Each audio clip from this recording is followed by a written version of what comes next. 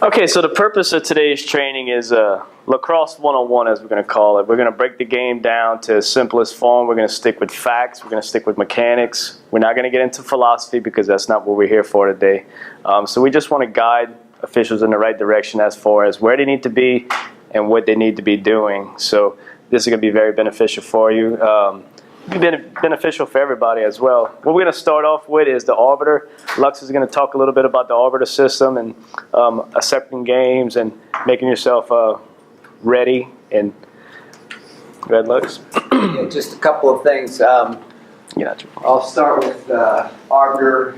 You probably, as everybody used it, you use in basketball. So we're good. You know about the ready to be assigned tick when you get the invitation. So for arbiter who haven't used it before, Dustin will send you an invitation once he gets you into the system. It'll have basic information you'll put in over here under your profile, over here on the right-hand side, your name, but probably for the most part, Dustin will have all that filled out. The biggest thing you just need to do is check that little box right there. Okay? Just a few other things on arbiter. If you are in multiple associations, and you probably already know this because you're probably already in multiple associations, you can click on which association you're dealing with, but your schedule will show, as long as you set up, and I'll hit the schedule, it'll show your schedule across all associations that are assigned through arbiter. Okay? Announcements, just on this main page, this is where I kind of put out new notes. For new officials, right here, I just threw up a Dropbox link that Phil has set up information on online training, uniform requirements, all those type of things. The schedule, as you look here on the schedule, when it comes in this area, I've got the default mode come in. You'll see a game line come in. You accept or don't accept by a certain date.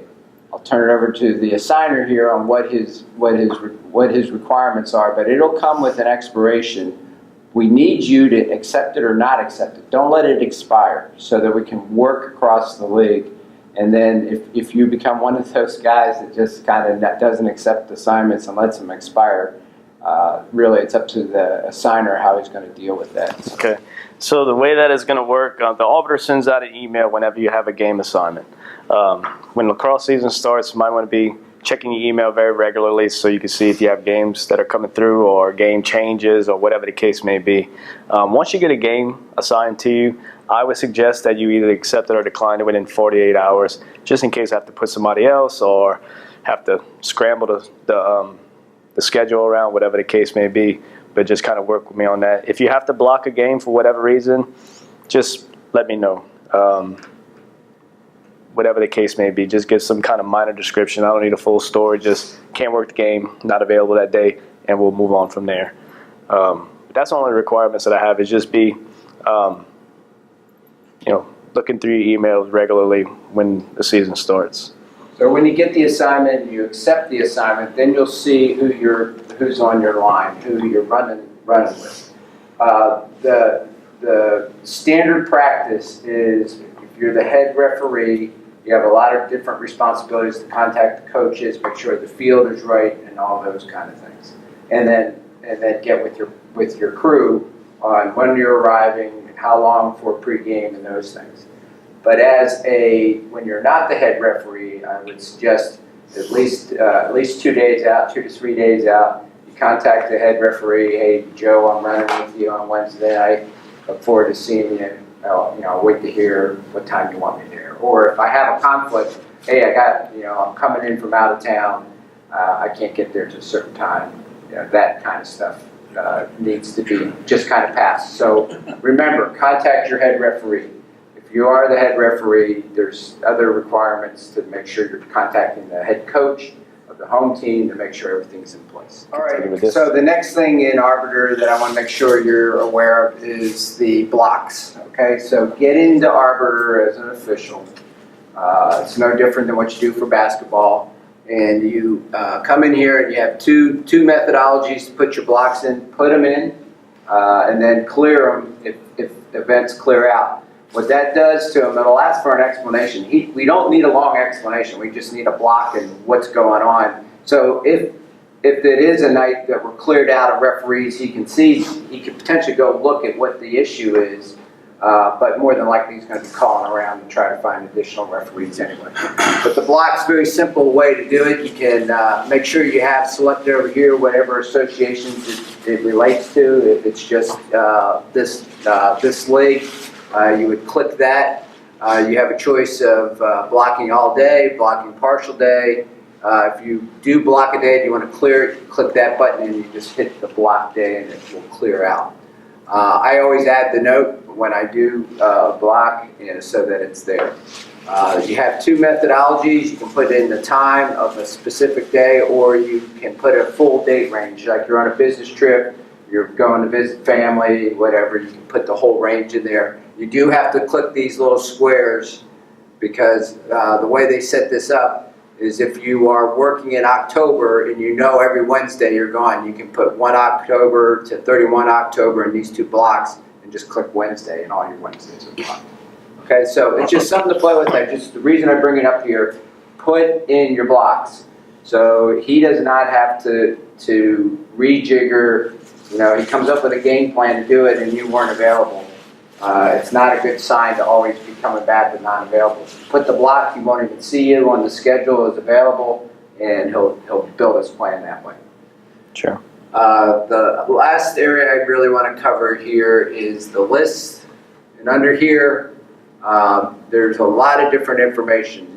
You can get the email addresses of your fellow referees. So that's typically what I do prior to a game. It's also will show up in the schedule.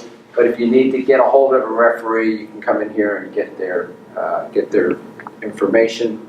Also, some of the contacts tend to have the coaches' information in those spots. So you can see the different coaches if you don't have that information. And then over here in forms is really what I wanted to show you most. Here's where you can get a lot of the things like the travel matrix, how much you get paid for travel, the different rule sets, the policy manual, all those kind of things are out here under lists and forms. All right, you can set up a mobile profile for a phone app and things like that, but that's not what we're looking for. I just wanted to get you the absolute basics of getting into Arbor. Remember the ready to be assigned, because without this thing checked, you don't show up as available to even be seen. And then in the schedule, when the games pop up, it'll say accept or not accept, and click one of those boxes. It's a green box and a red box. I don't know what our new assigner is, but I like the way we've been doing it. You don't get to see who your crew is, so you don't get to say, well, yes or no, I'm on this game or not on this game because I'm refereeing with a certain guy. Yeah. Now, when you select it, then you get to see who your crew is. Okay. I am a firm believer in studying this mechanics manual that we have. It's very vital to officiating, and I read it religiously, and it's basically what the entire country is doing. So if you study the mechanics manual and you do the things that it asks for you to do in the mechanics manual, there's not a state in this country that you shouldn't be able to go to and officiate a game with any official. So what I did was I kind of broke it down. I don't have the entire mechanics manual for this particular presentation. I do have it available for you guys, but I took bits and pieces out of it, added my own resources for this particular training session. So the first thing we're going to talk about is professionalism, and that's with any sport that you officiate. These are some of the characteristics in an official that you want to have, especially in lacrosse. I just find that officiating lacrosse is that of a different breed of any other officiating. I do football and I do volleyball, and I just find that these pertain to not only officiating but particularly in lacrosse. Conditioning, you have to be in shape. If you are not in shape, you are not going to be able to get to the position that you need to be in order to make the right call. Lacrosse is the fastest game in the country. We have to be just as fast with it. Rules knowledge, that's with any sport, okay? You have to know the rules. You have to be able to read the rule book and understand the rule book and apply what you read in the book onto the field. You can be a great black and white book reader, but if you can't apply what you know onto the field, knowing the rules doesn't matter. Mechanics, like I stressed at just the beginning here, you have to know the mechanics manual. It teaches you everything that you need to know. When you should be blowing the whistle, where do you need to blow the whistle, what do you need to do once you blow the whistle, how are you going to start the ball back once you blow the whistle. Just breaks it down to the simplest form. Game management, dealing with coaches, dealing with players, dealing with fans, dealing with every aspect that happens when you step on into the facility, not just the field, but just as soon as you walk in, your presence that you make. How to deal with a coach that's fiery, how to deal with a fan that's yelling in the stands from the moment you walk in to the moment you walk out. Go ahead and scroll a little bit for me there. A little too far, but that's fine. Communication here. Communication with your crew, communication with your coaches, communication with the table personnel, communication with everybody there is very important. Letting your crew know when you need to be there, what we need to wear, having a good pregame with your crew, having a good pre-game conference with the coaches, being able to have a good pregame coin toss. At every aspect of the game, you have to be able to communicate, not just fumble at the mouth. You know, just take, for instance, the coin toss, one of the simplest things that we do, but all you're doing is holding the coin, and if you don't know what to say, you're just going to say, oh, heads or tails. Okay, that's not a good coin toss conference. Okay, so we want to make sure that we have good communication, we're able to speak and know exactly what it is that we're talking about. This mechanics manual helps us be able to speak what it is that we're supposed to say. Conduct, we are what they look at. Everybody's looking at us for how the conduct is going to be throughout the course of a game. If you have an official that is yelling at everybody, if you have an official that's degrading players, degrading coaches, well, that's just going to make for a terrible day. So we have to hold ourselves to a different standard than everybody else that's on that field. So having a professional conduct is very important in officiating, especially officiating in lacrosse. If I could jump in there. Sure. So on conduct, remember everybody in that stands, on the field, the coaching staff, the players, they're all biased, right? Appropriately so. They should be working for their team, rooting for their team. They're going to see everything one way. So all the time. The only unbiased people on that field are the officials. That's number one. So it's your responsibility to keep everything safe, fair, and running smoothly.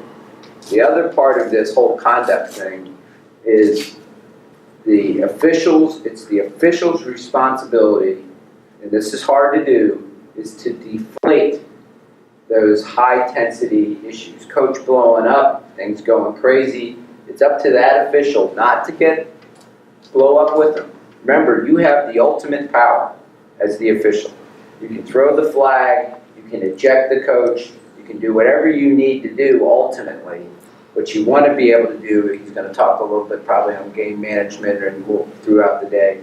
You want to try to manage that situation where you don't have to do that, but just know you have that. So there's no reason to get loud. There's no reason to scream. Just relax, listen to the coach, let him hear him out, and you give them your explanation of what happened, and you move on, unless they do not allow you to move on, and then you can start moving on with the power that is given to you as a referee. Okay. I'm going to put confidence and courage together. When you have confidence on the field, that's from knowing your mechanics manual. That's from knowing the rule book. So if I have to have a conversation with the coach, I'm confident in my rules knowledge. I'm confident in my mechanics knowledge to go up to the coach and say, Coach, we wasn't keying in that particular area. We'll catch that next time. Or, Coach, I may have missed that call. I'll catch it next time. Or, Coach, this is the rule. By rule, whatever the rule is, you get the state rules. Just being able to have confidence in knowing that you know what you're talking about, and actually convincing a coach that you know what you're talking about, because coaches know when you know what you're talking about, when you don't know what you're talking about. So even if you don't have the rules knowledge, have the courage to say, Coach, I'm not 100% sure on that. I'll check with my veteran official, or I'll check with another official. we'll get back to you on that. But don't lie to the coach. Don't try to make up something that's not there or something that's not written in the rules, because they can call you out on that. So just have the courage to say, Coach, I don't know. I'll get back to you on that. Focus. There's a lot of things that happen in life. Everybody's busy with other things as far as, just life in general. And but when you get on the field and when you're officiating, that has to be your main focus for that 2 hours or that 2.5 hour span. That the only thing I'm going to worry about is what I have to do for this game. Don't let outside distractions interfere with how you're going to be calling for the day. And throughout the course of the game, you have to be focused.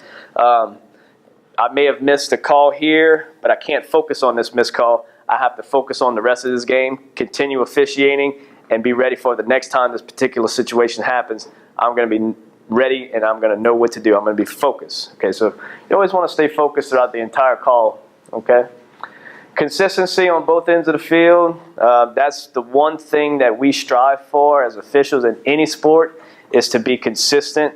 Whether you're going to be consistently bad or consistently good, whatever the case may be. But what we don't want is for you to be consistently bad for one team, and then when the other team has the ball, we're going to try our best to make sure we get the calls right all the time, and we kind of over-officiate at times. So being consistent on both ends of the field, and not only consistency with yourself, but consistency as a crew. And that comes from the pregame, where, okay, guys, this is where we need to set the bar at for today. We may have two teams that are very chippy, maybe two teams that are rival teams. We may have to elevate the bar a little bit as far as what we're going to tolerate. Maybe some games may not have as skilled of players, so we can loosen up the ratchet on that particular. But we're going to be consistent as a crew. We're going to be consistent as an official, and just have as best of a consistent game as possible. Courage, going back to that, when you see the big hit, when you see the defenseless player hit, we'll get to that in a moment, when you see the hits to the head, you have to have courage in order to make that call. That's why we're there. We're there. We have not only we have a responsibility, it's our duty to make these calls. That's what we're out there for, to officiate the game and call it the way that it's supposed to be called. Keep the players safe is first and foremost, and you have to have the courage in order to throw those flags. Whether you're going to get heat from the coach or not, whether you're going to get heat from the fans or not, that call has to be made. Okay, so having the courage to make those calls. Uniform and equipment. Well, if you don't have all the tools you need to do the job, you're not going to get it done correctly. If I don't go onto the field with my flags, I can't throw my hat every time for a foul. Okay, you have to have flags. We have timing situations in lacrosse. If I don't have my timer, I can't appropriately officiate the clearing. We'll get to that as well. But having everything that you need, we'll get to what the uniform and the equipment checklists are.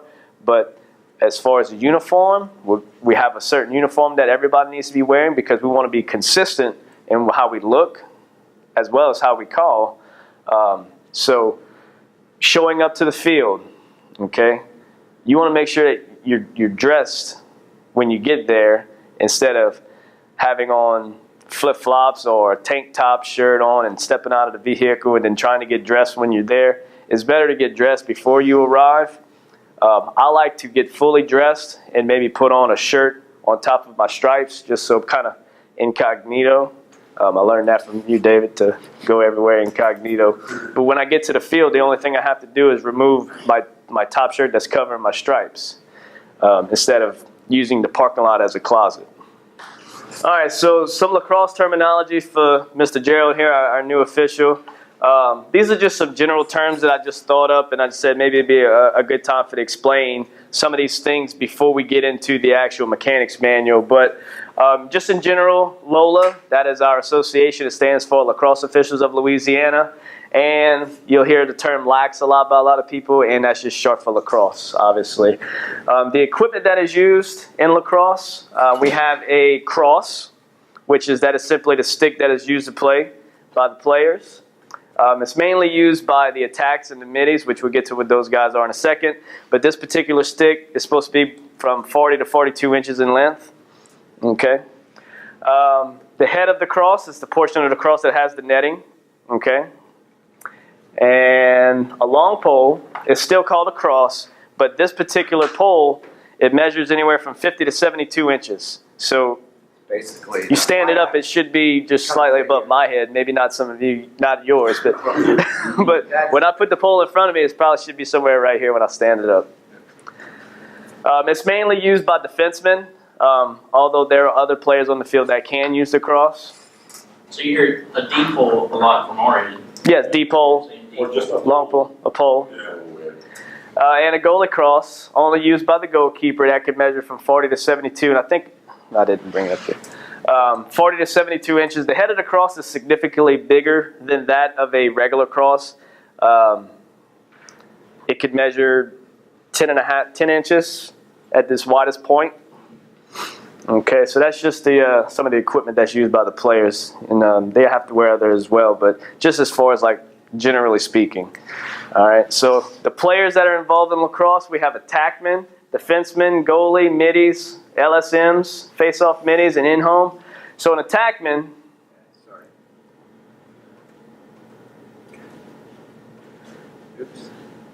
wrong way. The attackmen, these guys are the ones that play mainly on the offensive half of the field, and these are the ones that are particularly your shooters. So when you hear the term attackman, know offense, shooters. Defensemen, these are typically played on defensive half. They defend. Simple as that. Goalie, this is the one that plays on the defensive half of the field. He stays in the crease, which we'll get to what the crease is in just a moment. But he's the only player that has a bigger head of the cross than everybody else on the field. And he's the one that has to wear a throw protector. They have to wear throw protectors. Middies, these guys play on both offensive and defensive halves of the field. There are requirements as far as how many people can be on each side of the field. And typically your attackmen are going to stay on one side, your defensemen are going to stay on one side, and you have your middies that can go on either side. Number of requirements, exceptionals. LSMs, these are called long stick middies. These are guys who can go on both sides of the field, but you'll see them carrying a long pole or a deep pole. Same as a regular middie, plays on both halves of the field with the long cross. A face-off middie, this is the player that's going to be conducting the face-off. He can use either a short or a long cross. Just depends on what the coach's preference is for that particular player. Some teams have what they call a FOGO. That means face-off and go off. The only thing that kid's going to do is face-off, and then as soon as the face-off is finished, he's going off the field.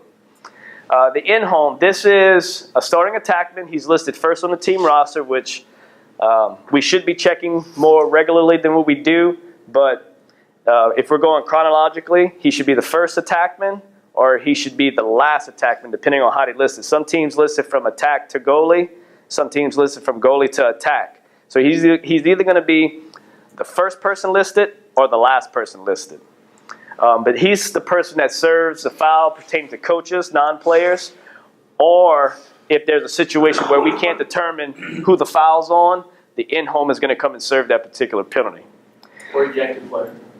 Or ejected player. So just some of the types of words you'll hear throughout the course of a game. Face-off, unless certain situations arise, this is how the game and the second half is going to begin. Also, after every score, depending on the situation, we're going to have a face-off. We'll get to that in a minute. Play on, when you hear the term play on throughout the course of this mechanics manual, it's a penalty administration that occurs during a loose ball. Okay, so just kind of keep that in your mind. Flag down, we yell this every time we throw a flag. We don't just throw the flag in the air and continue on officiating. We throw the flag, yell flag down, and we may say it more than once. We may have officials that are going to repeat what they hear, just so everybody on the field knows, hey, we're in a flag down situation, because there's certain things that we have to do once we're in a flag down situation. Man down, that is the team that has a player serving penalty time. So you'll hear a lot of coaches say, man down defense. Okay, so that just lets everybody know they're going onto the field with one less player than everybody else. Man up, this is the team that will be in the possession of the ball after a penalty. And sub on the fly, substitutions can take place on the field during the course of the game. One kid runs off, one kid runs on. And we used to have situations where dead ball situations, we would stop the play, let them sub, give them a certain amount of time, and then go back on. We got rid of that. They either sub on the fly or during the dead ball at their discretion. Free clear, certain situations allow a team to gain possession by starting at the midfield. Certain penalties, certain administration aspects of the game where the team, instead of starting in their defensive half, they get to bring the ball up to the midfield and start from there. So this is what a lacrosse field looks like. It is that similar of a football field. It's a little wider than a football field, but it's a little shorter than a football field. So if you look at the inlines here, if you reference the inlines to a football field, the inline is running right smack through the middle of the end zone. Okay, so a field would actually measure 110 yards. I think it shows the dimensions on there. Okay, but anyway, okay, there it is. The two rectangle boxes that you see here, there are 40 yards wide by 35 yards long. And this is called the attack area. Okay, there are certain things that players have to do as far as clearing counts are concerned where they have to get it inside of that rectangular area in order to satisfy a clearing count. We'll get to that too. But they don't have to stay in there, but they just have to obtain that particular step in. So we have the attack areas. The rectangles that we have here that measure 10 yards, about 35 yards, we have 4 of them. Top and bottom, these are called the alleys. The attack area and the alleys are separated by a restraining line that goes from the 35-yard line from sideline to sideline. I'm referencing it to a football field just so you know how wide we're talking here. We have restraining lines on both ends. The middle of the field here, this is our midline. You see an X in the middle of the field. That is not a requirement to be on the field. It's usually just a 4-inch by 4-inch box that's supposed to be in the middle of the field. Some teams still put an X. We're still going to play lacrosse. But we have a wing area here.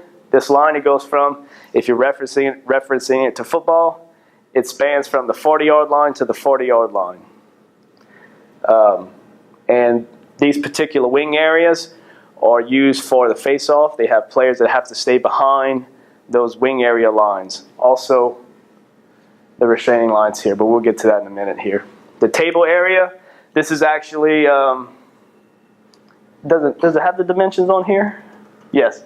So we have a 20-yard substitution area. This is the only place that the substitutions can happen. They cannot come onto the field from outside of the areas. If they do, they have an illegal substitution. Nobody is to be in the table area except for right in front of the timer, which this is actually should be the table area. Yeah, I don't like how it's listed as table area. Well, it looks like the box. Substitution box. It's a table area, it's a substitution. Table area is a substitution box. So the only people who are going to be in here typically are a person serving penalty time or somebody who's about to make a substitution. Okay, and then the coaches area. Most places that you go to have a coaches area that's lined out. Some don't. You're going to kind of have to use your judgment as to how close or how far down coaches can come. Okay, but typically speaking, you want to kind of use it as in football terms, where maybe nowhere past the 25-yard line. I think that might be a little far. That's about right. But anyway, at any given time, you're not supposed to have any players inside of the coach's box. Everybody needs to be back behind the coach's area. That doesn't normally always happen. Sometimes it's a point of emphasis to make sure that those players are staying back. Okay. All right. Uniform requirements. It's hot in here. Hot? Y'all hot? A little bit, yeah. Not terrible. Okay, so we have a short sleeve shirt and a long sleeve shirt. It's basically 1-inch stripes. Regular referee shirt with a black collar. We have patches on them that we'll get into. Did we require to have the American flag patches? Yes. Yes, okay. So we're going to have the American flag patches over the left chest, the left pocket. And we have our LOLA patch that we're going to have on the right sleeve. I usually come at maybe 3 inches from the top, 2.5 inches from the top. Generally Centered up. kind of closely centered, and I think it's 3 inches. Shorts, we wear solid black shorts. I don't have my black shorts on now. But we want to make sure that we have belt loops, and we want to have front pockets, back pockets. We don't want to have any gym shorts, so to speak, or sweatpants. Length, about 9-inch length. Nothing. Yeah, we don't we don't need to see, you know, how big your quad, your hamstrings are. No, you're not supposed to have like logos and things on there. Obviously, if it's a dude or small, it's okay. But what we don't want is the big logos. But you'll get to this more with. Always want to wear a belt. Don't ever come to the field without a belt. It just looks professional, especially if you have shorts on like you're supposed to with the belt loops and you don't have a belt. All right, what's the deal? Undershirt, anytime you have an undershirt on, it has to be black. No teal, no purple, black. Okay, if you're wearing something underneath the uniform, it must be black. Simple as that. But you can have the crew neck, so that if it's showing up above your, you know, where your hip is on your shirt, that's fine. Or you don't have to wear any undershirt. You can just put on your stripes and that'd be it. You know, I've always worn black compression, but if you don't want to wear anything, that's fine as well. Jacket, reversible jacket, stripes on one side, solid black on the other side. Very seldom do we ever have to wear these. Maybe like the beginning of the season does it get cold, but for the most part, lacrosse is a spring sport. It doesn't get that cold for very long around here anyways. So, but if you have to wear a jacket, just coordinate with your officials to say, okay, we're wearing solid black jackets today. Or, because not everybody has these jackets. They're nice. They're nice. Long pants, solid black pants, same thing. If we're going to wear black pants, we want them to look same as the shorts. Pockets in the front and in the back with belt loops. Okay? No stripe. No stripes. Those are only for football. Socks. So here we go. Black ankle socks, and that's what Lux has on. Now, Lux has on socks with a Nike check, but that was approved by the LOLA and our association. That's the kind of socks we wear for college. But as far as U.S. lacrosse and high school is concerned, solid black ankle socks that look just like that. Okay. You can also wear the no-shows like you do. It's supposed to be the, Well, Okay, because I have both. yeah, we should be wearing those socks. I have those exact Nike socks. Yeah. But yeah, definitely the crew socks. Yeah, no. That's, I'll be honest with you, I would rather see you wear no-show socks, or these are low cut. Right. So I would say no to the no-show. I would be acceptable to the low cut rather than the crew sock. Yeah, the crew sock looks stupid. But that's right there, no show and crew are prohibited. Oh, go Dr. Bill. Prohibited. So it doesn't say you cannot have low cut, but I would say either ankle or low cut black socks. All right, you can scroll a little bit for me. Okay. A hat. Oh, shoes. Shoes must be all black laces. There's tons of places you could find. Different vendors, New Balance, Nike, Adidas, Boomba. I got a pair of Boombas. I know Ratner has a pair of Boombas. Those are a good brand. They got good turf shoes. So Skechers has one with memory foam in it. Yes, they do. Good foam, Yeah. guys. a hat. We all must wear a black hat with white piping. We all must wear a black hat with white piping. Sometimes you even forget your hat. But if you have a situation where an official shows up to a game with no hat, we're not going to officiate 2 with a hat, 1 with no hat. Idiot. We're going to wear 3 with no hat. We actually had to do that last year. You just got picking on you, busting your chops. That's why I carry it. Certification patch. All officials shall wear a U.S. Lacrosse official patch. My shirt has it because in previous times I just left mine on there. That's not a requirement for LOLA. That's right, that's optional. Okay, so And that's actually going away. if you have I it, thought that went away last year. if you have it, It's not required. if you have a shirt that has the U.S. lacrosse patches on there, leave them on. But if you get new shirts, the only patches that you're required to have on are the flag patch over the left chest and our LOLA patch, which is, well, you just seen it on the shirt. You're gonna have some more little patches to substitute? I got a bunch of them here. I think I just took them out. Yeah, I got a bunch. I'll give everybody some. Whistles, black Fox 40 finger whistle or lanyard whistle is recommended for its clarity and power. Some officials use it as a backup, the lanyard whistle, but my suggestion to you is that if you're going to wear a lanyard whistle, tuck it underneath for backup. If you choose to use it for a face-off, that's fine. I tend to just have a Fox 40 whistle, finger whistle. And it's good, get two. Yeah. Really, you're supposed to bring two to the field because they I always have two with me. Yeah, I always have to. Just keep them in your mouth. Right, but that's different probably. Yeah. You'll be able to, we in lacrosse, we tend to talk to the players. All right, so moving on, we got penalty flags.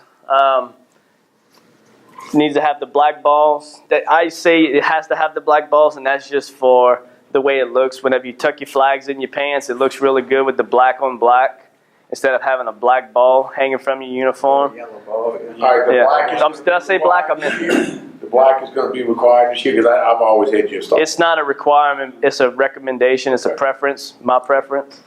A coin, either kind of coin that you'd like. Just something that has a heads or a tails or something distinctive between one side and another. Tape measure, okay. Now, anything that measures up to 6 feet, it recommends that you have a solid black tape measure, okay.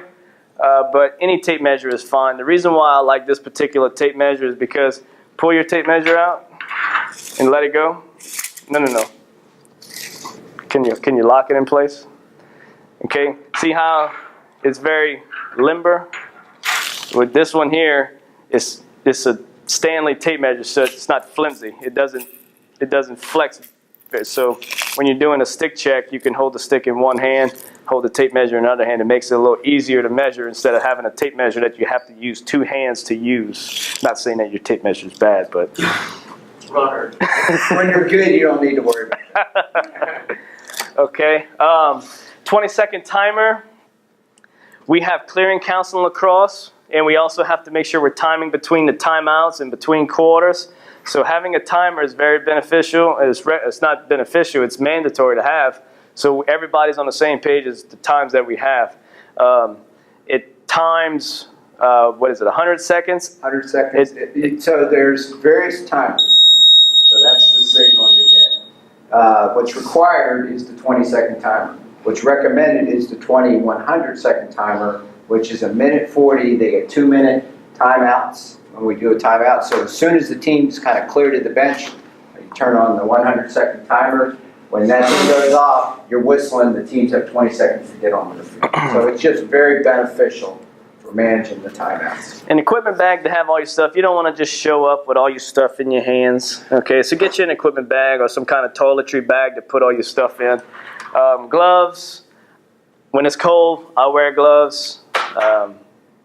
Maybe people call me a weenie for that, but I like for my hands to stay warm. Helps me officiate. Manufacturer's logos. Yeah, that's the no. So, Blocking them out if you have to. yeah, I have a black hat with white piping and it has an Adidas sign on it. I take a Sharpie and I black it out just to make sure we not showing any manufacturer logos on there. What's missing is something to keep track of the score. So I think that's on the next slide. Oh. They're just showing a little bit more. Okay, it shows here a little bit more of a description, what you're supposed to look like, shorts and shorts, shorts and longs, longs and longs. And then it kind of goes through the list again of what you're supposed to have. There's your card there. It's used not only for keeping score, keeping track of penalties, unsportsmanlike penalties, but we use that to do stick checks. it's a quick way to check it. So when we do a stick check, which we'll get to later, really the only thing that's official is your measurement. but you can quickly tell that this is legal, and you don't need to get really specific on the measurement, versus this is my old face-off stick, which is pinched a little bit over time. You know, that one's going to be close. So when I give you the measurement with the tape, I know that's very close. Where can I get one of those cards? So that'll be in the kit, that initial referees kit that's out there, and they're sold through all the referee. Okay. Because I'd love to just be able to stick check my guys, you know. Lacrosse has a. Pump a tire or any of those supply houses. This one came $2 for $1 or something. theofficialscorner.com. Yeah, You this got the one, NCAA. and this one's stripes.com. I would just So love different to vendors check that them sell- before we get into competition. Yeah. You know. All right. Pencils, 2 pencils, and keep a sharpener in your bag. All right, so glossary of officiating terms here. These are some of the things that we talk about only as officials. We don't really, not say we don't discuss it with coaches, but this is not terminology that we use with players and coaches, just amongst us. The unofficial, that's always the person who's watching the ball, okay? There's going to be a lot of transitions, a lot of ball movement, so the unofficial is going to change in a matter of seconds at any given point in the game. The off official, you'll likely be the off official more than you will be the on official. So there's other parts of the game that you have to be keen on, not just the ball. We don't need 3 officials looking at the ball at the same time. Lead official, this is going to be the primary responsibility of the goal area.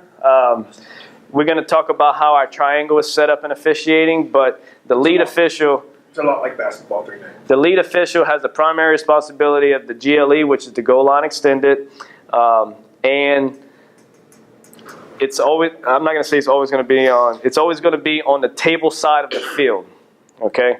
We'll get to what our triangle is going to look like in a moment, but just know that the lead official has the primary responsibility to go area and the in line on their particular coverage. The trail official, you can see here, stays behind the play, helping to keep the ball between him and the lead official. There are times where you could be the trail official, but you're going to be the on official as well. So it just depends on where the ball's moving in our particular triangle. You don't have to say single official. Right. Oh, it doesn't have that on here? Okay. The single side official, the way that our triangle is set up, okay, so if Lux is part of our officiating crew right now, on one side of the field, you'll have a lead or a trail, which between the 2 of us, we're going to change between lead and trail throughout the course of the game. The single side official is going to be on the opposite side of the table area. Single side official is responsible for counts and other situations as well, but just know that you have 2 on one side of the field and you have another on the other side of the field. Transition counting we're not even going to talk about NCAA, but the Federation, NFHS counting, we have 20 seconds to get it from the defensive half of the field to the midline. They have to get beyond the midline within 20 seconds, or they have a failure to advance. And on the clearing count. Yeah, it's 20. And then once they get beyond the midline, they have 10 seconds to get inside the attack area. So the 20 seconds is a timer on situation. Once they get beyond the midline, it's a visual hand count. Okay, so the go area, we talked about that on the field diagram. The goal line extended on the actual goal itself. Would you back up to the picture of the field diagram?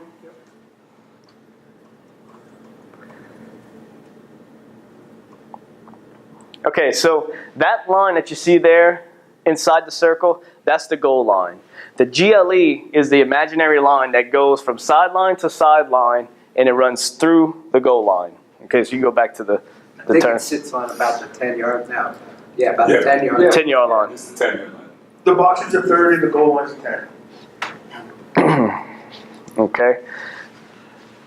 The alleys, we talked about what the alleys are. We talked a little bit about the play on. The clearing team, that is the team trying to get the ball from the defensive half of the field into their offensive half of the field. The riding team, that is the team that was on offense, but they now have transitioned to defense, and now they're still, quote unquote, in their offensive half of the field, but they're playing defense. That makes sense. Those are the offensive players trying to stop the defensive players. Right. Once they get the ball, trying to clear, they try to break up the clear.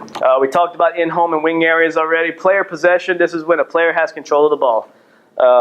So he has to have control of the ball in his cross so that he is able to perform any normal functions such as carrying, curling, passing, or shooting. and we talked about what flag down was as well. So your job as an official, always, big picture is safety, and then fair, keeping the game kind of fair. So your roles on the field, like any other sport, you have some basic procedural things you do. All this stuff that we're going to start talking about, mechanics, those are kind of the procedures, but the calls that you make procedurally are when to start play, stop play, when somebody steps on the line or the ball crosses the line, who last touched. Okay, that's all. When everything's going wrong, do that right. When you've just screwed up a call or a foul, just focus on being in the right position, and when he starts talking mechanics, hustling to be in the right position and making those procedural calls right. And then you'll find yourself back in the flow. This may happen in basketball quite a bit, but you start worrying about your last call, you forget to do the procedural stuff, then things really start falling apart. But it's a way to get you back in the game. So those are the procedural issues. Let's take the worst issue. That's the personal foul. You'll know a personal foul when you see it. It's the guy, some kid gets blown up. This is high school lacrosse. This is not college, it's not professional. Player safety is number one. You see a kid get blown up, it's just run over, knocked down, probably should be a flag on the ground. We can have a crew meeting if we want to wave off the flag because it was perfectly legal, but it's probably, if some kid is gone, his helmet's rolling across with his head still in it, I don't care if it was legal, it's probably unnecessary roughness at that point, and that's a personal foul. So you'll see those big kind of hits, the big slash, the big body check, somebody getting their clock clean, somebody throwing an F-bomb at you. You know what a personal foul is. Don't let those go. Okay, don't let those go. And those will be penalized by 1, 2, 3 minutes ejection, and some of those fouls will be locked in. We don't need to know all the details of that at that point. Just remember, you need to manage those and not let those go. Where the game is truly managed and run, and the level of intensity can be very well controlled by lacrosse referees. Some is in that procedural, when you start and stop, how fast you do it. You might want to slow the game down a little bit, but really it's in the technical fouls. Technical fouls are based on the concept of advantage, disadvantage. So for basketball, you have a super shooter who's just gigantic, big strong man, little 4-foot boy on him, touches him as he goes up. There was probably no advantage, disadvantage, you probably don't have the foul, right? But, the big guy hitting the little guy with just a little, kind of hip. In lacrosse now, the little hip that bounced him out of bounds from behind, that's it. That's a huge advantage game. We have to deal with the technical foul, okay? That's where the ball's on the ground and we have no possession. We do play-ons and things like that. Just remember at this point, on technical fouls, that's our management mechanism to control the game. So as coaches, a good crew who has got a good experience, you'll see them trying to manage the game through the technical fouls. Why a push on one end may not be called exactly the same on the other, with some of that advantage, disadvantage. We try to make those things equal, but there is a little bit of a statute of limitation. If the call was probably not a 50-50 call, a 70-30 call that went the wrong way, probably calling the same thing at the next end, but we've been up and down the fields a few times, it's a technical foul. We're managing the game with that. We don't want to keep calling that one wrong. Okay. Okay, so right here, a face-off, like I said, is how a game is started and how a half is started, and after a score is how the next play is put in motion. There's a couple of videos that I want to show you as to what a face-off actually looks like, and then we'll come back and we'll talk about a couple of things here. And Scott Marr, the head coach for the Albany Great Danes, 16th season. We are underway here tonight at the Faceoff X, and Albany in the win, Zach Ornstein, offense this season.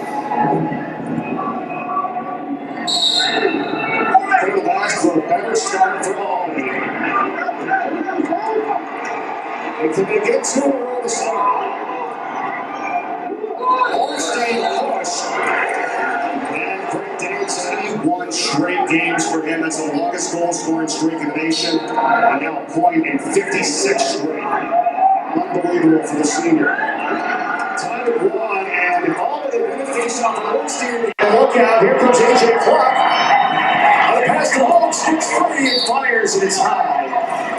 Second midfield lines throughout the season with his 19th goal of the campaign. It's been the same at the X here between Zach Ornstein for Albany and Ben Williams for Syracuse. And Ornstein is getting the better half right now here to start this game. That one he won it clean. He ran the clamp, stuck with the ball in the back of your stick. Ornstein's doing a good job of fishing it around on the ground. Once he gets up, he's popping it to himself.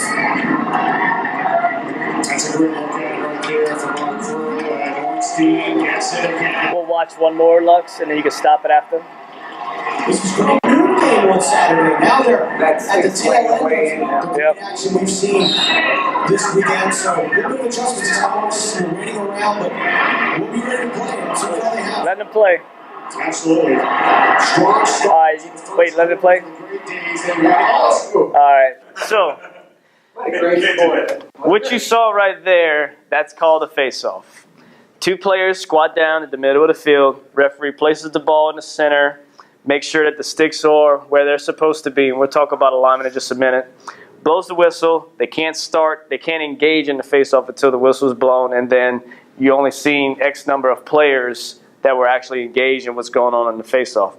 So you huddle down over them. You place the ball in. You make sure that the sticks are how they're supposed to be.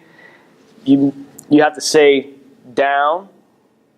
And then once you get the sticks adjusted, make sure the players are where they're supposed to be with your hands on both crosses, making sure that they're spread 4 inches apart. You say set. And after you say set, they cannot move until the whistle's blown. Okay? So as you're saying set, you want to make sure that you have your whistle by your mouth, not saying set, and then bringing the whistle up. So you want to say set, then back away and blow the whistle. Tweet. Okay? Varying your cadence, because if you don't vary your cadence, they're going to get real jumpy. Okay? They're going to try and time your whistle, so to speak. They will figure you out. So it's maybe set, tweet,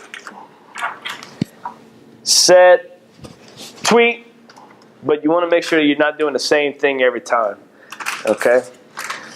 So the things that we're going to be visually checking on both players, both hands are around the shaft. So they have to have both hands around the cross, okay? All fingers have to be touching ground. So when they come down to the ground, they have to be like this. They can't be up, okay? They use the back side of their cross, not the front side. So when they come down to play the ball, they have to do the face-off like so. Okay. All right. They also have to make sure that their entire body is to the left side of the head of the cross. Okay? Also, hands are off the head of the stick. So remember, we talked about the head of the stick. Is that true for a left-handed person too, though? Yeah. Yes. Yeah. Everybody's got to face off right-handed. They cannot have their hand anywhere on the head of the cross while they're facing off. Yeah, everything, including their feet and knees, has to be to the left of this plane right here. The junction of the stick and the head is a piece of glass, and they cannot be. Think of a This neutral is neutral zone. zone. Think of neutral zone in football. A neutral zone in football runs from where the ball is this way. Okay? The neutral zone is the space from the throat of the cross to the head of the cross straight up into infinity.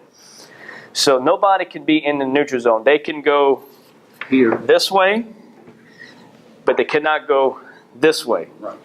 or this, or that. Okay? Everything has to be to the left side of the neutral zone. Sticks are parallel to the center line, so wherever the midline is, let's just say that this is our midline, they have to stay parallel. They can't be here, they can't be here. They have to be as parallel as what we make them, which should be with that line. They have to be up but not touching the center line, so I'm just going to use your tablet here.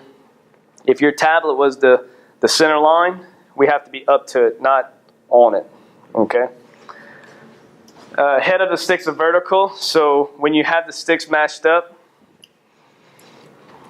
They can't be leaning in. They have to be. They can't be rolled back. They don't want to be rolled back anyways. But if anything, they want to try and cheat down. They have to be straight up. Also, one of the things that they have to be is lined up from top to stop. We call this Top to stop. the stop of the cross. This is the top of the cross. They have to be lined up, centered up. You can't have this. You can't have this. That's what they'll strive for. You want to make sure that they're lined up evenly. They'll at all times. try to cheat this way. The more you get them here, the quicker the face-off goes. So less problems. The way it works out, you say down, they come down with their crosses. That's when you make your adjustments, trying to make sure that they're lined up correctly, making sure the heads are vertical, making sure they're parallel. Okay, space this out a little bit. So space out for me some. So once the players get where we want them to be, we place the ball right in between them. We want to make sure that we place the ball in the center of the cross, not at the throat, not at the top, right in the center. What's the advantage of him trying to be here? Big advantage because they can clamp down on the ball easier. And they can trap it right there. Big advantage. Okay, so once we get them lined up, balls down, hope the ball stays. Place the hands on the cross to make sure they stay where they're supposed to be, not trying to roll in. You say set, remove your hand, blow the whistle. That's how it starts. That's Okay. the most cheated, attempted cheated play. All right. And you can't play, on the whistle, you can't play directly into the body anymore, right? You cannot. Okay, you gotta play the ball. But for the sake of this particular training, we'll worry about that later. We're just trying to get him up to speed on what a face-off is and what we're supposed to be doing. All right, so from there, scroll down a little bit. Go down to the diagrams, the field diagrams here. Okay, so on a face-off, you're going to have three officials. You're going to have a lead, a trail, and a single side. The face-off official, which single side official, will stand on the bench side to the right side, okay? And if I am on the single side, David, would you mind coming over here, please? Yeah. So the bench is behind us. I'm going to approach the midline from the single side, okay? And the face-off guys are here. Face-off guys are here. Just put the sticks down. So I'm the face-off official, the FO, okay? I'm going to be on the single side of the field, okay? Yeah. David here is going to be lead left. So what that means is once the face-off is conducted, he's going to take off to, depending on where the ball goes, he would be considered lead left. So if the ball went this way, he would be considered lead left. This particular diagram showing the ball going away from lead left. So in this case, down, set, face-off begins. I'm now going to my side. Lux, who is the wing official, is going to go to the lead on the goal line extended. Okay? The lead left is going to come to the bench side, around the substitution area, across the field, and up to the trail. The single side is going to go from face-off up to the top of the box and down to slightly above GLE, roughly 2 to 3 yards, if the ball goes in that direction. Scroll to the next side. This one is like a jump ball where the thrower becomes a trail. Yeah. That's what this one is. Okay, so this is the ball, the face-off ball goes towards the lead left. Same positions, okay? Single side official, face-off official is going to go up to the restraining line, down to slightly above 2 to 3 yards above the goal line extended. David, who is the lead left, is going to get to the GLE from his side. So he's going to be going lead left. The wing official comes to the substitution area up to the trail position. So our triangle here, excuse me, we have lead, trail, and single side. Across the basketball. In settled situations, what we just talked about, the lead has the primary goal responsibility. That is the line going from sideline to sideline, passing through the goal. Should start on the goal line extended and work the best angle to see the goal line, net, and the ball. So it doesn't necessarily mean that you have to stand on the goal line at all times. But if you have to step in front of the GLE to see something, do so. If you have to step down, do so, especially if you have a situation on the end line behind the goals. The trail is going to be responsible for watching late hits after the shot. So we have a player who takes a shot, okay? The action that happens after that is the responsibility of the trail, because there are situations where you have late hits, off-ball officiating, but typically the safety of the shooter. Responsible for bench, sideline, and relaying all time serving penalties to the table. So if this is our triangle, we're on this side of the field, the table is over there in that area, we have a foul, we report it to our trail official turns around and reports it to the table. I'll say it again. So if he calls a foul, you will report it. Right, it's on trail. The goal is down there by you. If we're on this side of the field, if we're on this side of the field and we have a foul, we report it to the trail official. He turns and reports it to the table. All right, so what we have here is a settled situation. They're just going to pass the ball around a lot. Okay, we have the lead official at the top. We have the single side official at the bottom. The ball is being passed around, and look how much we're changing from on official to off official. At this point, the single side is the on official. Okay, you can't see the trail, but the trail would be at the top corner of the screen up here. Okay, so all they're doing is just passing the ball around, which is some of the things we're going to try and do today. At this point, the trail official, this is a good picture here. That's lead. That's we have the lead up top. We have the trail, which should be somewhere in this area, and the single side on this side of the field. And each time the ball gets passed, a different official becomes the on official.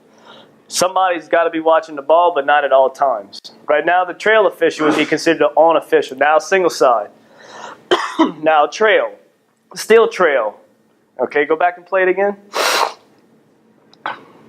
Right here, it would be a cross between, pause it. Go back and pause it a little bit. I'm trying.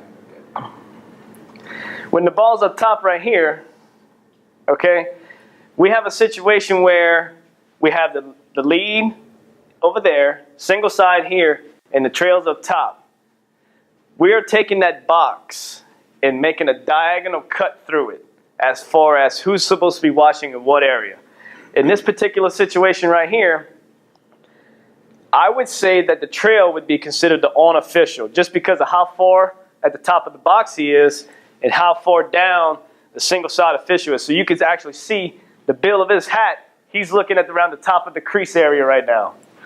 Now the lead, he's watching where the ball is, but you always want to be cognizant of where the ball is at all times, but you don't want to stare at it.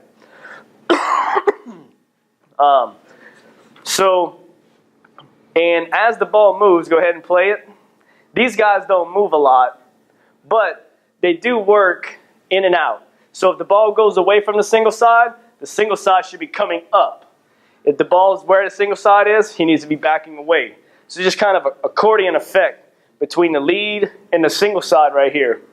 At this point, honestly, I would be closer to this crease as the lead official because the ball's so far away. Okay? Maybe he's not confident in his speed to backpedal out of there if the ball comes back in a hurry to his side. But you want to accordion in and out of the field, and you also want to accordion up and down the field. So if the ball goes behind the goal, the lead has to step down to cover that. The single side now has the responsibility of the goal line. Okay? The term that is used is mowing the grass. You mow the grass in and out, mow the lawn. Go ahead and play it.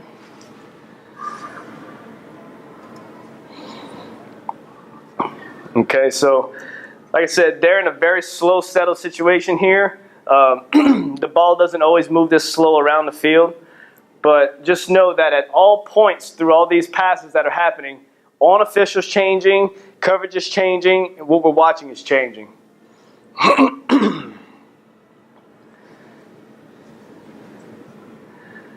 So this would be something that you're going to see when you get out on the field. ball being passed around, trying to make a play, running their offense, trying to find the open man. See, right now, they're just stalling. They're not trying to do anything right now. But I thought this was a good clip to show as far as what a settled situation should look like. Okay.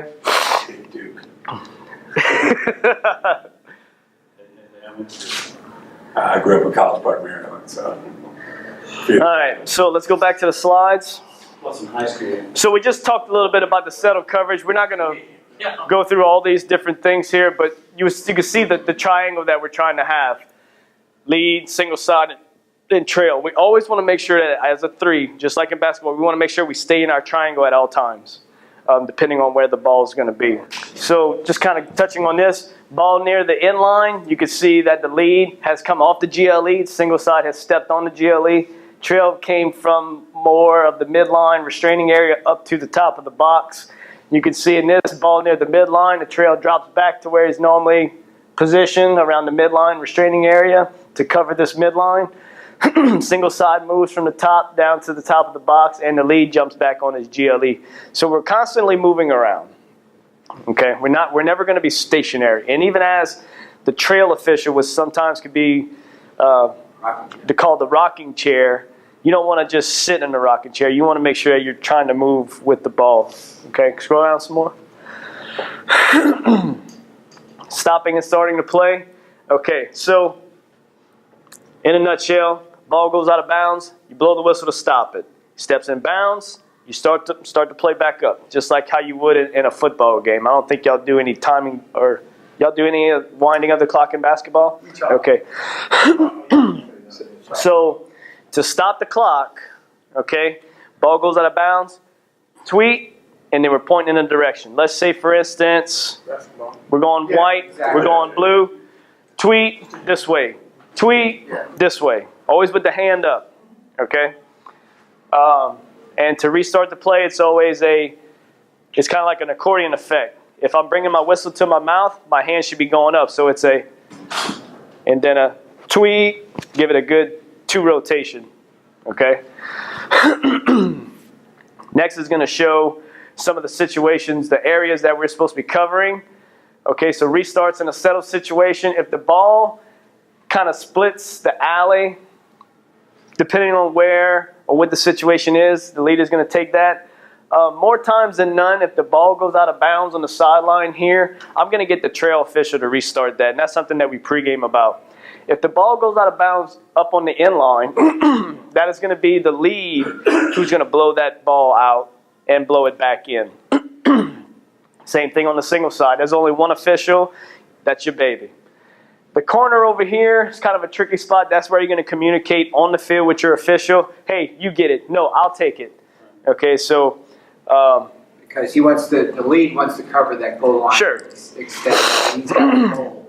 So if he's way back here, and the players and everybody start, the single side can't cover the goal. So that's, how quickly do we think he's going to cover the goal? It's usually best to have the single cover that goal. Okay, go down, please. So this is restarts in the transition. If the ball is going from one side of the field to the other, pretty much everything in the defensive half is going to be the trail official that's going to be blowing that in. If it's in the dotted area, that's going to be a communication between the single side and the trail as far as who's going to be blowing that in. If I feel like I'm in position to blow the whistle, I'm going to take it. What we usually do is, I'll tap my chest. or if you want to do it, you just point at them. But just know that if the ball's in the defensive half of the field, chances are likely that I'm going to be giving that up to the trail to do. If we have any restarts going in this direction, kind of just what we talked about when we had the field rotated upward, those how the restarts are going to be the same in that direction as well. So if we have a goal scorer, let's say that this is our triangle over here. We have the lead, trail, and single side. The lead is going to become the face-off official. So the lead is now going to be actually the single side. The single side is going to become lead left. The trail is going to go to the wing area. Over on this side, goal scored. Lead gets the ball, becomes the face-off official. Single side now becomes the wing. The trail goes to the lead left. You will not be working with officials who do not know what they're doing, so you will be told where you need to go. But just know that we're going to be rotating, kind of similar to how after y'all report a penalty, if you come from where the S is, if you report a penalty, you come down and you switch positions. So our transition for face-offs is kind of similar to your transitions for reporting penalties. And it will make sense, actually. It's harder to see on this diagram. The lead always gets the ball out of the crease, and it becomes pretty obvious what needs to happen with the single. Scroll a little bit for me. Scroll a little bit for me. Okay. Out of bounds.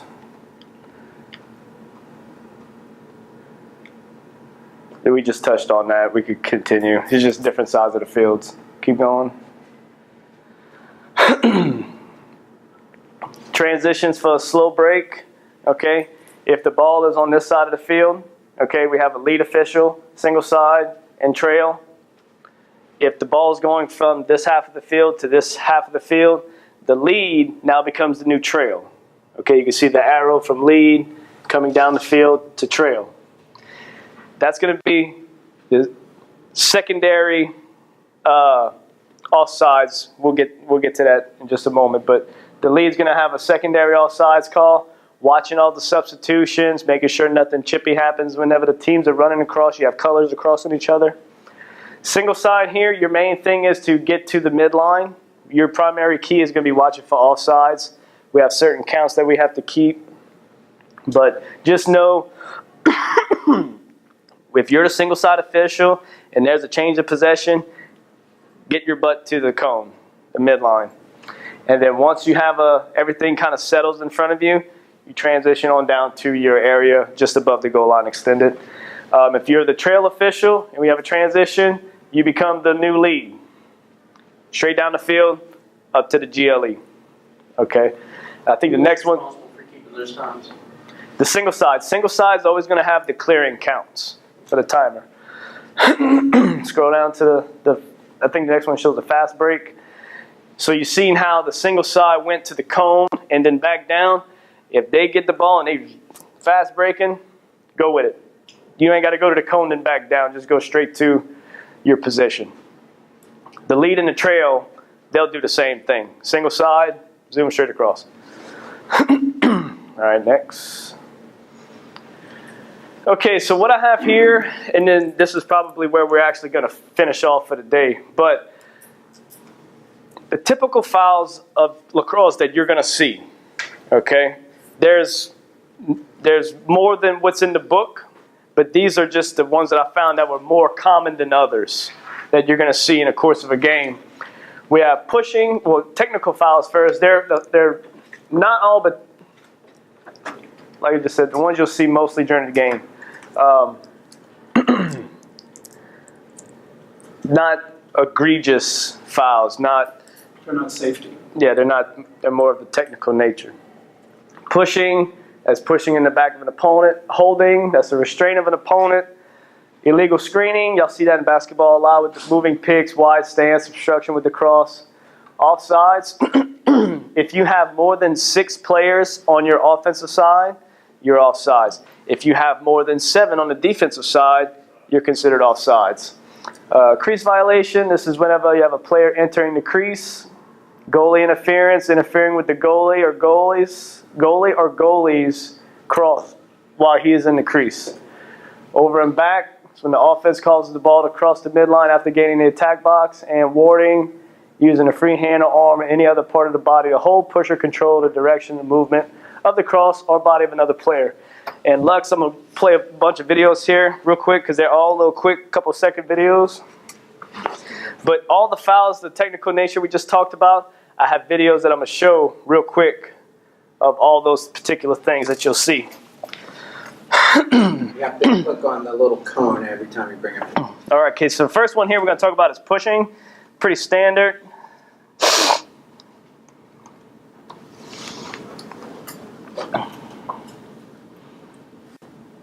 Hit the cone down there. Right here?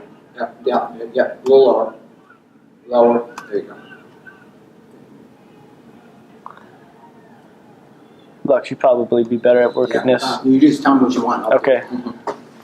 I'm using my mouse. So you All want right, so go back and play pushing again and kind of move the screen down some for us.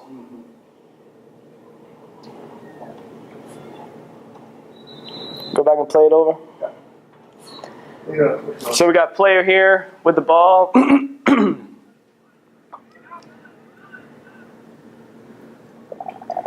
Gets pushed from the behind and falls to the ground. That's pretty typical of what you're going to see. All right, click. You can exit out of that one. Actually, I'm gonna go back to. Next one, let's go to holding. Go to holding one. You'll see a player get restricted with the cross here. Bring it back again. And slow it down for you.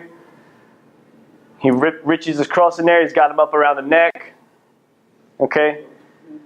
Holding. We'll just call it a holding on that. He didn't thrust. He didn't drive to the ground. He just got his cross all tangled up around the kid's neck. All we have on there is holding. Go to the holding 2.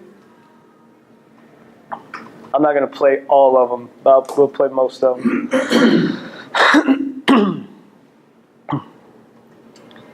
You see player loose ball on the ground. Blue player reaches a stick in there and he's just kind of holding him, restricting his movement. You could almost call that baseball It looks like he's going for the ball there, though. Yeah, he's trying to play the ball and the guy laid on his. I mean, the guy takes his free hand and grabs his stick. Come on, right? That's Yeah. Couple ways. Okay. All right, so the next one we're going to look at is, let's look at the screenings. We're going to look at illegal offensive screening. Go 2 over. Okay. Player's got to be within his normal body stance. It has to be set. Right there, you saw him leaning in. Yeah, the stick head out. It is literally just like basketball. Yeah, I'm about to say that was just. It's the same principle. He's moving. Right. Leans and He puts his stick Okay. in front of him too. All right, so I don't think you need to see any more screening. You're probably pretty confident in your screening calls in basketball. But let's go ahead and take a look at this goalie interference here, the first one. This is a pretty standard, typical goalie interference call. Okay, it's only 4 seconds, but go ahead and play it again. So the goalie's in the crease. Pause it. Sorry. The goalie's in the crease. Other players in front of him. He goes to make a pass, makes contact with the person standing in front of him. You have goalie interference. Play on. Okay, so either the pass is completed and they just continue on with nothing happening, or the ball hits the ground, tweet, tweet, we get a free clear. They get to start at the midline instead of right there. Okay. Dustin, does the goalie need both feet in the crease? No, he just needs one. Just one. Just one. Little toe touching the white line. Yeah. Okay. If he's outside of the crease at all, though, it's not goalie. Fair game. Regular player. Goalie. Let's go back to goalie interference 2. I just want to make sure that was clear. Yeah. So here you can see that the white player here takes his cross and hits the cross of the goalie while he's in the crease. Okay? You can't do that. Okay? Yeah, he did step in as well. Yeah. So regardless if he has possession or not, he cannot play the cross of the goalie. All right? He can play the ball, though. He can play the ball, but he can't make contact with the goalie or the cross. All right, X that one out. Let's take a look at a crease violation. Nobody can step into the crease when they're on offense. So you'll see a couple of plays here where the kid's going to go into the crease, whether they have the ball or not. Okay? Team red is in possession. Kid in red goes right into the crease. He shoots, he scores. Okay? That almost looks like a design play, because if you back it up, he makes a pass, and then this kid jumps and dives right in front of the goalie. Okay? But he still landed in the crease. Okay? So had he landed with his hands outside of the crease, that would have been perfect. But they can't touch into the crease. Go to the second one. We only got about 7 more minutes here. You saw there how his foot just touched it right in there? So they can't step into the crease before they shoot. Okay? So the instant an offensive player touches that line or gets inside there, in your mind, the play is over. All right. And then let's look at one offsides. I think I only have one offsides. 2 more over to your right. Oops. Now you said, Dustin, you said before he shoots, right? If he steps in there after he shoots. Well, it depends. Well, right? If the ball crosses the goal line and he steps in, you're good. That's why I made it an emphasis to say before he shoots. But there's a lot of They can follow. Right, if the goal, right. if he's falling in, shoots, ball crosses, then he falls in, is good as long as he didn't dive. So here, for the sake of argument, let's assume that red has 7 people on defense and they have their 3 attackmen that haven't crossed. Okay, if they have 10 people on the field, they have 7 people on defense right now. So you can't have more than 7. So you have 7 on defense, 8, 9, 10. So if that 8th person crosses the midline, you have an offsides. Now, if you have a loose ball, it's a play on. If you have possession, it's a flag down. So in this video here, it shows that it's an offsides 30 seconds because it looks like number 32 of white has possession of the ball.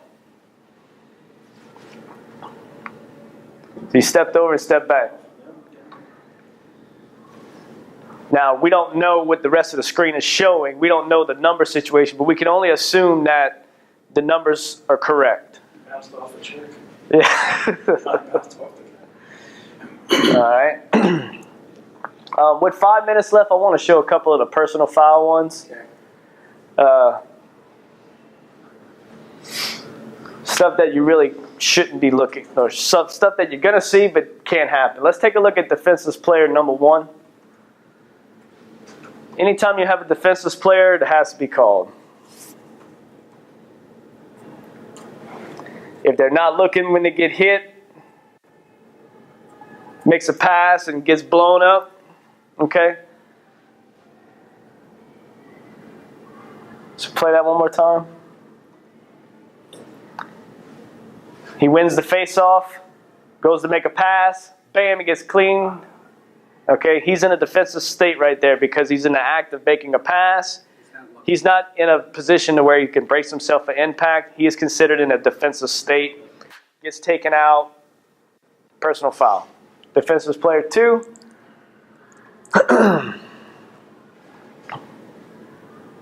Kid has possession of the ball. Wasn't looking at the contact that was coming. The kid in blue takes him out. Doesn't matter. The kid in blue didn't have the ball. The kid in red had the ball. got hit from the side by Yeah, he's looking away. Really. Bam. Boom. It's defenseless. It looks like an accident. Yeah, but it's still. No, absolutely. All right, defenseless player 3.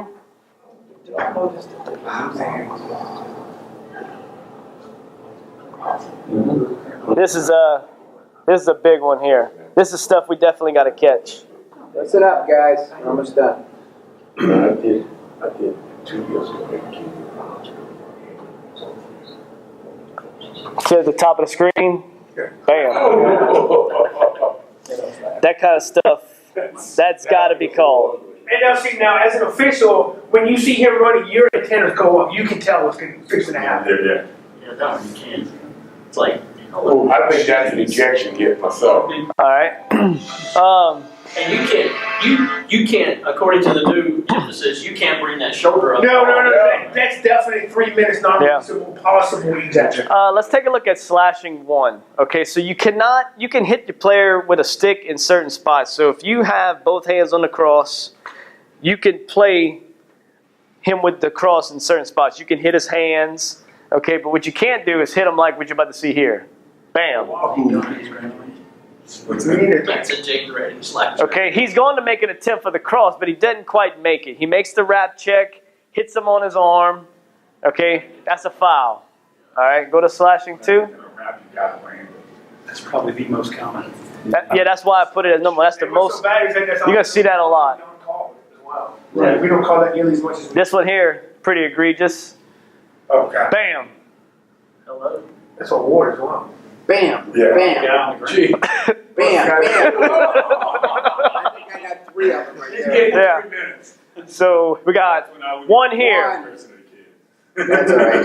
That's close. Close. That's 3. That's 2, 3. You could have had 3, probably 4 slashes in that one particular play. Let's take a look at some cross checks. Now, honestly, in That that play play, would if almost you be call the unnecessary board to roughness. start, maybe you don't have all this.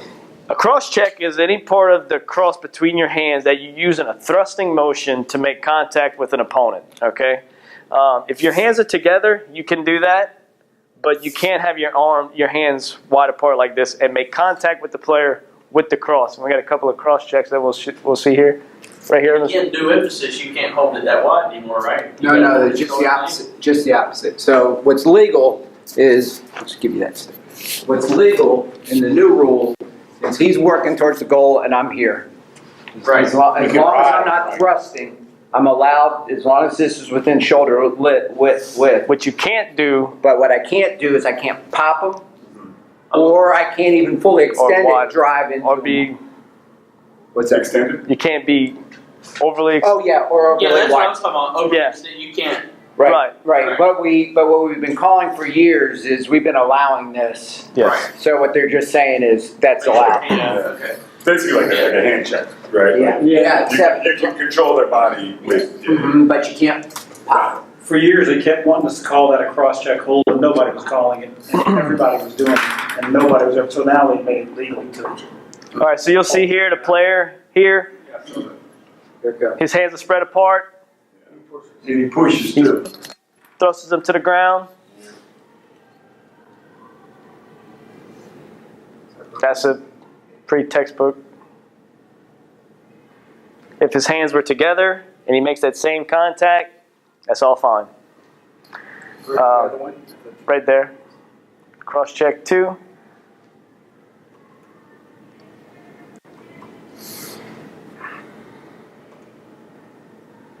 Come on.